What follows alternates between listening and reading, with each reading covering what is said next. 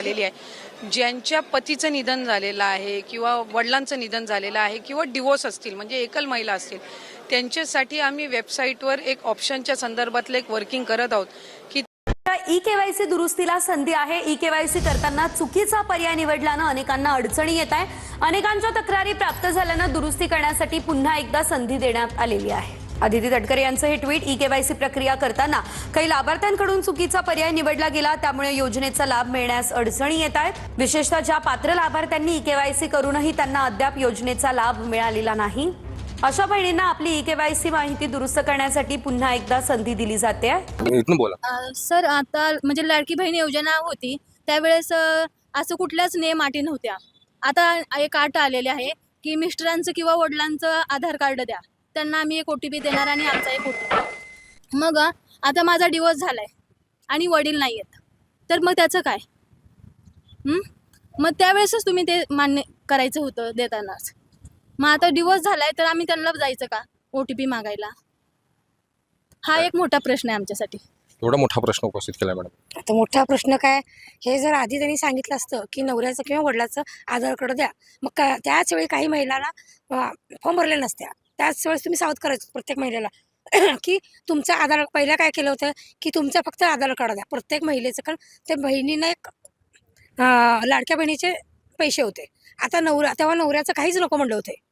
मग काही महिलेला काय केलं, नवऱ्याचं आधार कार्ड देतो, दाजीचं नको, दाजीचं नकोच म्हणत होते। मग आता तुम्ही दाजीचं काय मागताय? मग आता तुम्ही एक काम करा की जर एखादी स्त्री जर नवऱ्यापासून लांब राहत असेल, वडील नसतील, तर तिने आधार कार्ड कोणाचं द्यायचं? साधारणपणे 1 कोटीपेक्षा जास्ती महिला आज बऱ्यापैकी त्यांचं ई-केवायसीची प्रक्रिया झालेली आहे। ज्यांच्या पतीचं निधन झालेलं आहे किंवा वडिलांचं निधन झालेलं आहे किंवा डिवोर्स असतील म्हणजे एकल महिला असतील त्यांच्यासाठी आम्ही वेबसाईटवर एक ऑप्शनच्या संदर्भातलं एक वर्किंग करत आहोत की त्यांच्या पतीचं किंवा वडिलांचं जर निधन झालं असेल तर त्यांचं डेथ सर्टिफिकेट किंवा डिवोर्स झाला असेल तर ते डिवोर्सचे पेपर्स अपलोड करण्याच्या दृष्टिकोनातून हे आम्ही तिथं ऑप्शन्स तयार करत आहोत। त्यासाठी वेबसाईटमध्ये ज्या काही त्या पेजवर ज्या काही बदल करण्याची गरज आहे त्याची प्रक्रिया ही आम्ही सुरू करत आहोत। त्यामुळे साधारणपणे ज्या सर्व पात्र महिला आहेत त्या लाभापासून वंचित राहता कामा नये या दृष्टिकोनातून आम्ही काम करत आहोत। रहिवासी असाव्या, सरकारी नोकरदार नसाव्या, हे जे सगळे निकष आहेत हे पहिल्या शासन निर्णयामध्ये निर्गमित केलेले आहेत। त्याच्यामध्ये कुठलाही बदल आम्ही केलेला नाहीये। आम्ही ज्या वेळेला पहिलं ऑगस्ट महिन्यामध्ये ज्या वेळेला स्क्रुटिनी चालू केली त्यावेळेला 70-75 हजार अर्ज असे होते की जे पात्र होत नव्हते, जे त्यावेळेला ड्रॉप करण्यात आले होते। सप्टेंबरमध्ये स्क्रुटिनी केली त्यावेळेला तर 1 लाखापेक्षा अधिक असे अर्ज होते की जे पात्र होत नव्हते। त्याच्यानंतर ऑक्टोबर महिन्यामध्ये सुद्धा त्या पद्धतीनं होतं।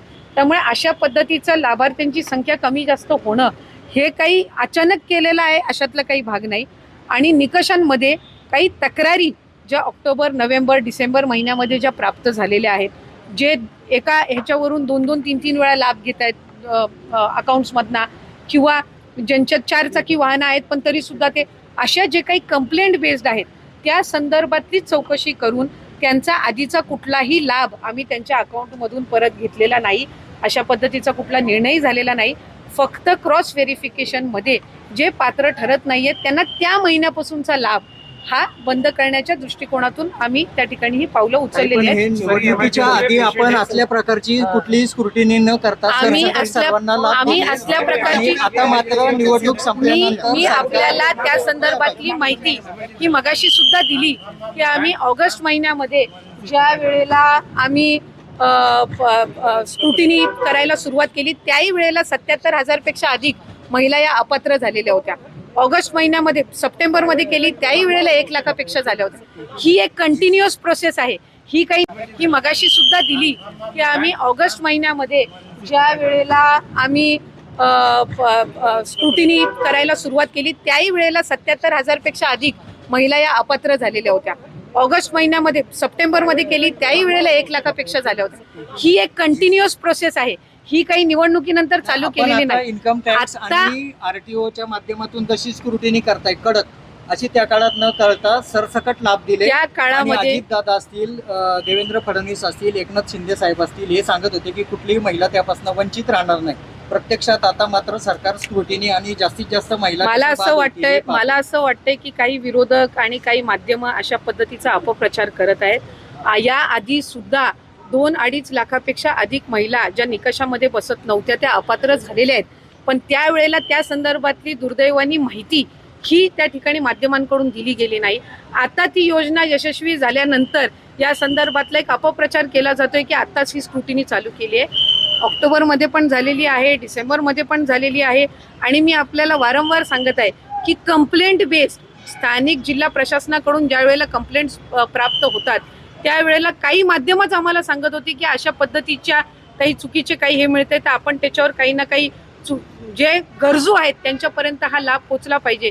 त्यामुळे सप्टेंबर ऑक्टोबर महिन्यामध्ये पण ही अशा पद्धतीची व्हेरिफिकेशन झालेली होती. आता आणखीन ऑक्टोबर नोव्हेंबरमध्ये काही कंप्लेंट प्राप्त झालेल्या आहेत तर त्या संदर्भातली सुद्धा सुरू आहे. आणि ही एक कंटिन्युअस प्रोसेस आहे.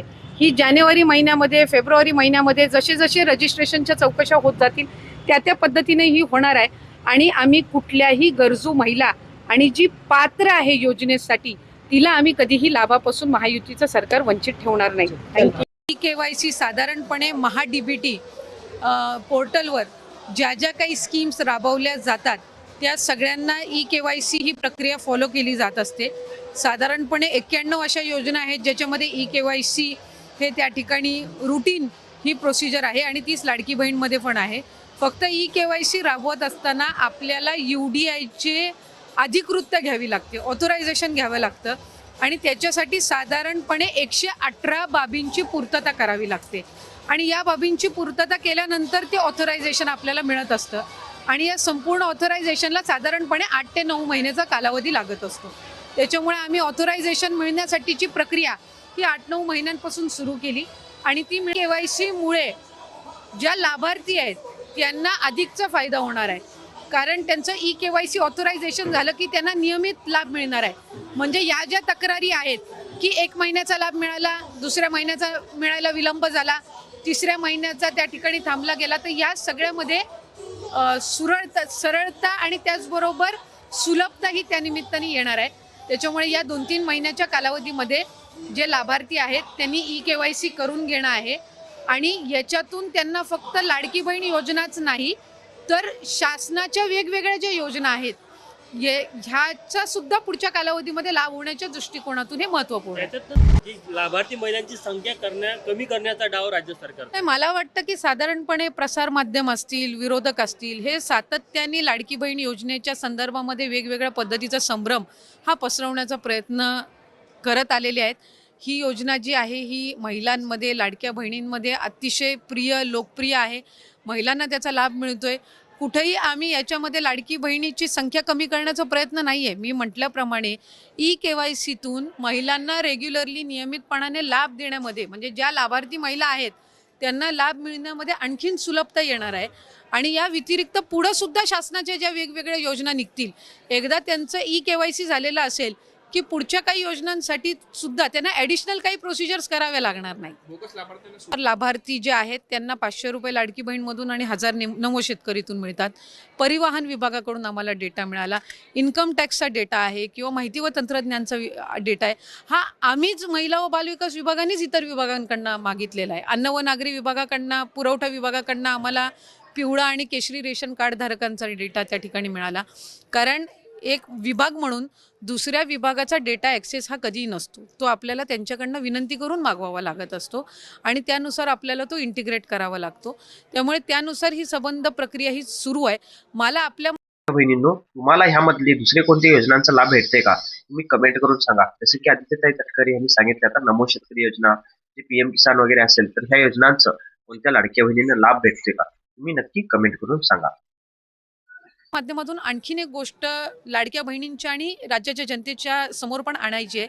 लाडकी बहीण योजना आणायच्या आधी जवळपास म्हणजे आत्ता जे काही 2-2.5 कोटी लाभार्थी आहेत याच्यापैकी 50 लाखपेक्षा अधिक लाभार्थी असे होते ज्यांचं आधार कार्ड त्यांच्या बँक अकाउंटला सीडेड नव्हतं. ते या लाडकी बहीण योजनेच्या माध्यमातून झालं. 50 लाखपेक्षा अधिक लाभार्थ्यांचे आधार कार्ड हे त्यांच्या बँक खात्यासोबत सीडेड झाले, म्हणजे त्यांच्यासोबत लिंक झाले. याचा अर्थ असा की त्या ज्या महिला बऱ्याचशा वेळेला आधीच्या योजनांपासून वंचित राहिल्या असतील किंवा त्यांचं अकाउंटच त्या ठिकाणी बँकेचं नसेल, ते याच्यातून त्या ठिकाणी या योजनेतून तयार झालं.